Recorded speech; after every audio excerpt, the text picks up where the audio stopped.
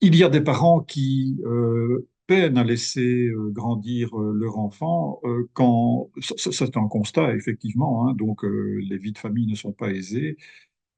La question qu'on devrait se poser par rapport à ce sujet-là, c'est d'abord de savoir ça veut dire quoi laisser grandir son enfant, parce que c'est bien beau de dire qu'ils peinent à laisser grandir leur enfant, mais si on ne sait pas ce que ça veut dire euh, laisser son enfant grandir. Alors la proposition que je fais ici, quand on veut être très général d'abord, c'est la suivante, c'est que ben, laisser son enfant grandir ou permettre à son enfant de grandir, c'est tout simplement faire en sorte qu'il puisse naître à lui-même, c'est-à-dire progressivement à travers des expériences heureuses ou malheureuses.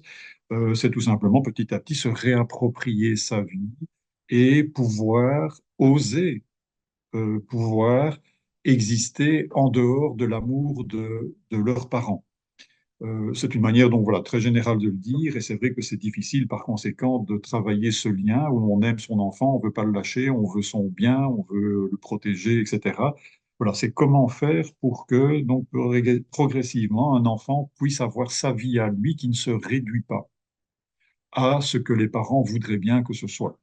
Voilà. Et c'est le cas pour chacun d'entre nous, hein, où finalement nous avons une vie qui, de fait, en tout cas on l'espère, échappe à nos parents, voilà, où on se prend en main, on devient soi-même autonome, hein, pour reprendre un mot à la mode aujourd'hui.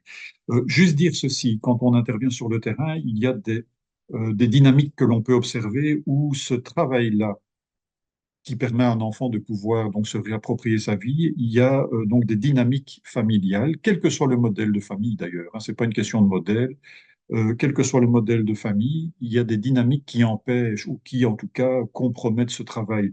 Et pour faire simple, dans les descriptions que l'on peut en proposer, quand on essaye de voir un peu hein, ces familles qui empêchent ce processus, ben, vous avez tout d'abord les familles qu'on pourrait dire les familles absentes lorsqu'un des deux parents ou les deux parents ne sont jamais là, soit physiquement, soit psychiquement. Donc physiquement, ben voilà, il y en a un qui est mort, ou il y en a un qui est parti, ou les deux sont partis éventuellement et ont abandonné leur enfant, ça peut arriver. Ou bien psychiquement, ça veut dire des parents qui sont là, mais qui sont tellement encombrés d'eux-mêmes qu'ils ne sont pas disponibles pour leur enfant, ils ne répondent pas, il n'y a pas d'attache affective, si vous voulez. Eh bien, c'est vrai que quand on n'a pas eu d'histoire de famille, quand on n'a pas eu de lien avec ses parents, ben, vous comprenez bien que c'est difficile de pouvoir quitter ses parents, de pouvoir quitter une histoire, puisqu'il n'y a pas d'histoire, il n'y a rien. Et donc, ça, c'est une des difficultés, évidemment. Et le risque que cela donne quand on va plus loin, eh bien, c'est tout simplement ceci, pour comprendre en quoi ça peut être un problème, c'est que l'on risque d'être un adulte qui peut-être fera sa vie, mais c'est vrai, un adulte qui vivra peut-être toute son existence dans le regret de ne pas avoir partagé d'histoire avec ses parents.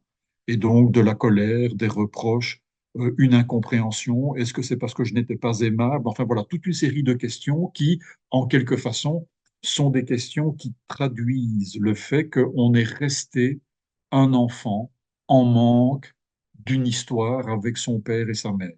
Ça, c'est un premier scénario voilà, où on ne sait pas grandir, on va rester avec ces questions, avec cette colère, avec ces émotions-là, et jusqu'à la fin de nos jours. Où, voilà, donc on ne peut pas réécrire le passé, je ne comprends pas ce qui m'est arrivé, et donc là, on traîne, si vous voulez, l'enfant, on emporte avec soi cet enfant qu'on a été, et qui ne peut pas être autre chose qu'un enfant en souffrance. Et puis, vous avez de l'autre côté, autre dynamique qui est aussi évidemment problématique, ce sont les familles qui, au contraire des premières, sont beaucoup trop présentes. C'est l'abus de pouvoir, l'abus d'autorité, ou bien dans un... Donc, c'est la violence, quoi, si vous voulez. Hein. Donc, j'impose mes désirs parce que je sais mieux que mes enfants ce qui est bien pour eux. Ça, c'est un cas de figure possible. Ou bien l'autre cas de figure, c'est des parents aimants. Des parents tellement aimants que comment pourrait-on oser vivre sa vie au risque de décevoir ses parents qui ont tout donné? Et donc, il y a des amours maladroits, évidemment, hein, qui emprisonnent les enfants et qui les empêchent de pouvoir grandir, c'est-à-dire de pouvoir naître à eux-mêmes et de vivre leur propre vie. Et là, c'est vrai que c'est difficile aussi d'en sortir et ça risque donc de vous donner des adultes qui, par la suite, ben, vivront leur vie d'adulte, mais en ayant en eux toujours, c'est par là qu'ils n'ont pas pu quitter cette famille, en ayant toujours en eux cet enfant qui ne comprend pas pourquoi on lui a tapé sur les doigts, pourquoi on l'a sermonné, pourquoi on l'a empêché de désirer par lui-même, ou qui se retrouve endetté à vie vis-à-vis de ses parents, donc dans l'impossibilité de les décevoir, donc n'osant pas faire peut-être des choses qu'on a envie de faire, parce que tout simplement, ça pourrait décevoir papa et maman.